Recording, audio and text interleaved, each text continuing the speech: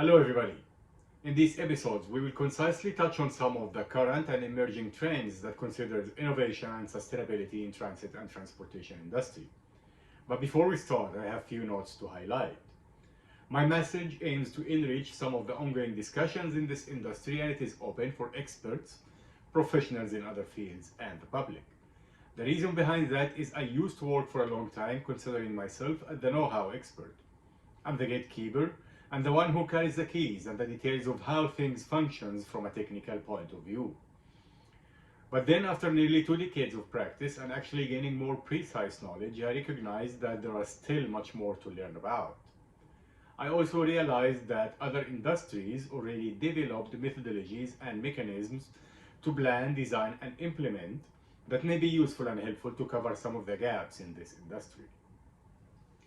I believe that when we start thinking unconventionally, our scientific and intellectual tools actually evolve alongside with us, revealing that there are no static sole measures for improvement.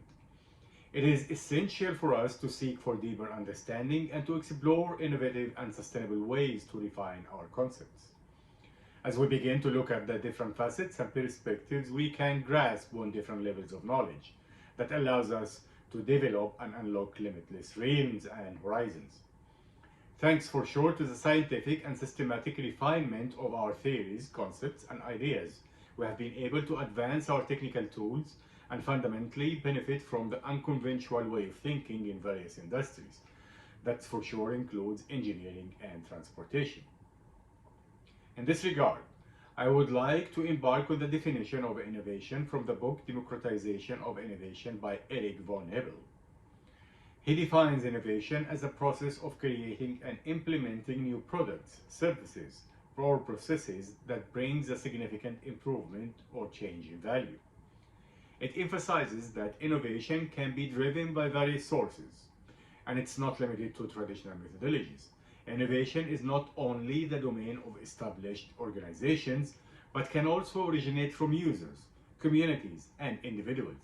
It can be a collaborative and distributed process involving all active participants, and that is a key point in my view. Another thing that I can tell you about is a little funny experience that I had many years ago. When I was young, I had a summer camp assignment to comment on that late 80s science fiction comic book or something like that. It was an interesting story about mankind discoveries in space, trying to find other intelligent forms of life. But that journey turned out with catastrophic results when alien spaceships tried to invade planet Earth.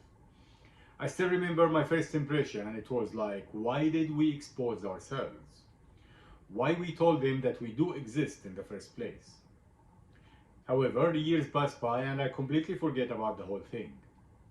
Then when I grew up, and when I learned about the necessity of reducing our carbon print and the emerging trends of net zero initiatives, it made me recall and maybe link it with the stipulation that we need to reduce our bio and take no signatures. Of course, the whole thing happened because of these guys must have had the same assignment at school. However, and aside from my odd stories, in the next episodes we will explore some of the important factors related to systems, operations, project planning, implementation, and execution. I would like to categorize the discussions into 4 main streams and probably divide some of these topics in separate episodes. In the first category, we will talk about some of the topics related to operational requirements such as automation, electrification, digitalization, and sustainability.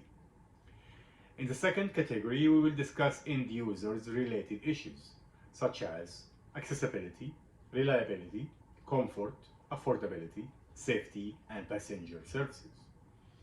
Third category will be assigned for design and construction methodologies and techniques. And then we will discuss programs and project management, as well as setting up planning and controls. We will run over quick overviews, maybe mention some examples, and probably provide a brief conclusion with few recommendations. Please feel free to share your thoughts, and thanks for watching. See you next time.